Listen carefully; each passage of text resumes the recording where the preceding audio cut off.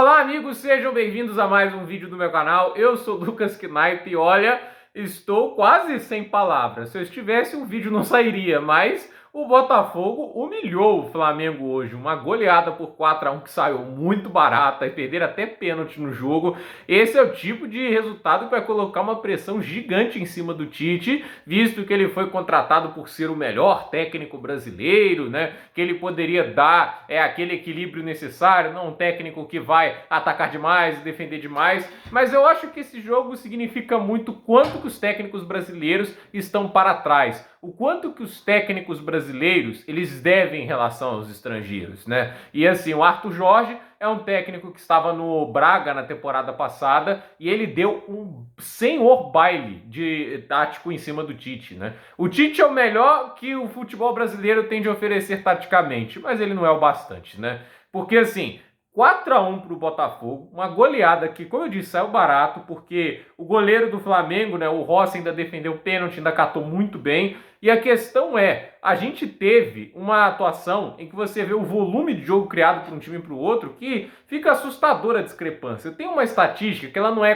popular aqui, já na Europa já está muito popular, que talvez é que melhor define se um time jogou bem ou não dentro de uma partida, que é a qualidade do volume de jogo criado, que é estatísticas de gols esperados, né? É uma estatística que dá uma pontuação para cada finalização pela expectativa de gol, assim, que é assim, a porcentagem que é de chance daquela finalização se tornar gol, vira uma pontuação. Tipo, se eu faço um chute no meio do campo, tem 1% de chance de virar gol, aí vai dar 0,01. Se eu chuto debaixo da trave, tem 99% de chance de virar gol, 0,99. Se eu tenho um pênalti, aí é a estatística que diz 0,77, é 77% de chance de virar um gol. Acima de 1 é bom, abaixo disso é ruim. Assim, se fosse abaixo de 0,5 é catastrófico, entende? E quando a gente fala de um elenco como o Flamengo, né, que assim, a gente tá falando de um time que tem Arrascaeta, tem Gerson, Bruno Henrique, né, não é de falta de qualidade de jogadores que o Flamengo vai sofrer. Mas assim, o Flamengo produziu 0,53 gols esperados o jogo inteiro. Sabe quanto o Botafogo produziu? 3. Exatamente 3,00. Faz a divisão aí do 0,77. Você vê a equivalência de quantos pênaltis teria o Botafogo pelo volume que criou. E assim, foram basicamente, né, 9 chutes na direção do gol. É um negócio, sim, assustador. E 6 grandes chances de gol, que nem todas foram aproveitadas, evidentemente, né? Mas é uma discrepância enorme. E o segundo tempo, para mim, acho que é o que foi pior, né? Porque o primeiro tempo foi ainda mais parelho, foi 1-1, né? Mas o segundo tempo foram 15 finalizações a 5 pro Botafogo, 5 grandes chances contra 0. Assim, foi um senhor baile. E assim, se você olha a posse de bola, ela é parecida, 52 pro Botafogo, 48 pro Flamengo. Mas é que a gente vê que posse de bola é só uma estatística do quanto que a bola estava no pé de um time e quanto estava no outro. Como diria José Mourinho, posse é para filósofos, o que importa é o que você faz com a bola. E é aí que o Botafogo se destaca, porque assim, a quantidade de passes trocados, a diferença foi 19, mas o Botafogo tinha objetividade, criava bem, enquanto o time do Tite passava por lado, não conseguia encontrar resposta nenhuma, ia muito para ligação direta quando não achava formas de romper o bloqueio defensivo. A marcação do Botafogo foi muito efetiva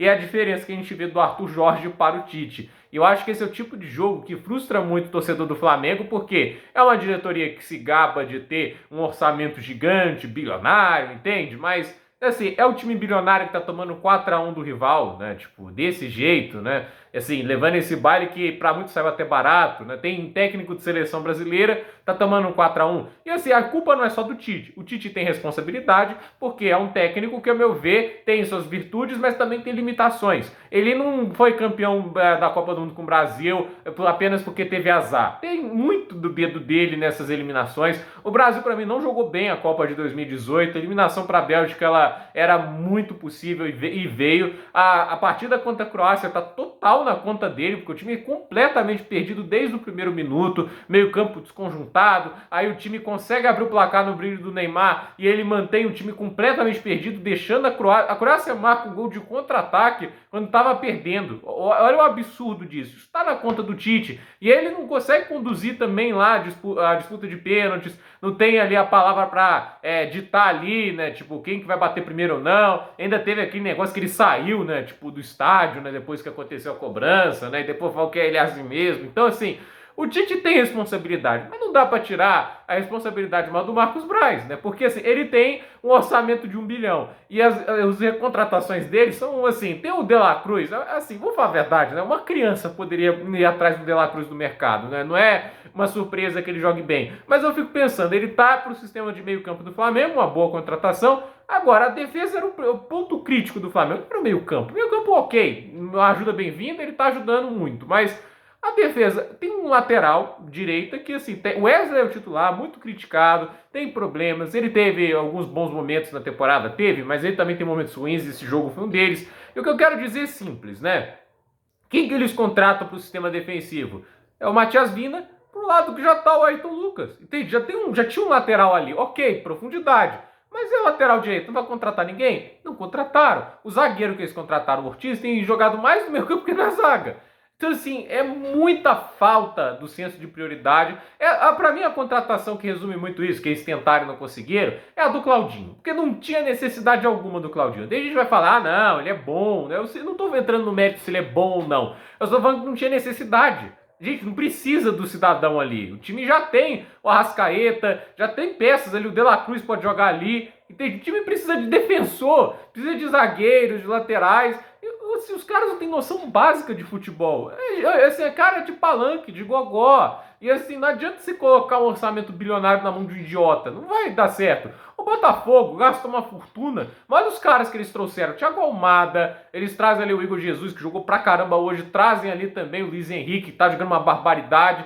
Olha o time que o Botafogo montou. Assim, com o investimento que eles fizeram, aí a gente vê o impacto de um diretor de futebol mais competente e de um time que saltou de patamar. O Botafogo, que há pouco tempo atrás estava lá na segunda divisão, teve tanto sofrimento, vivia com elencos caóticos, hoje meteu 4-1 no Flamengo, que foi barato, né? Então, assim, é uma situação vergonhosa para o Flamengo, mas ela tem justificativa. Vai muito na conta de um técnico que, a meu ver, é o melhor do Brasil e mostra como o Brasil tá ferrado de técnicos, né? Por isso que a gente devia ter ido atrás de um estrangeiro, porque o Dorival, gente, ele é pior que o Tite, no final das contas, né? Ok, o trabalho dele no Flamengo pode até ser melhor, mas olhando para o que faz na seleção, eu acho que o Tite leva um pouco de vantagem, né? Tudo bem que contextos, mas a questão não é lá também uma diferença, mesmo que exista uma diferença, não é grande, e assim, a gente está vendo aí uma discrepância grande do técnico estrangeiro para o técnico nacional, e é claro, a diretoria de futebol, dinheiro bem gasto, sendo utilizado da maneira correta, dando um impacto muito maior do que apenas um orçamento gigante gasto de uma maneira completamente assim, equivocada, não completamente, né? Como eu disse, tem o De La Cruz, tem reforços bons, mas de uma maneira de gente que não conhece futebol. Porque qual é a solução do Marcos Braz para substituir o Gerson? Recontratá-lo um tempo depois. Esse foi o plano genial dele. Então, é isso, né? Então, gente, por esse vídeo é isso. Dúvida nos comentários, deixe seu like, se inscreva no canal, compartilhe este vídeo e até o próximo vídeo.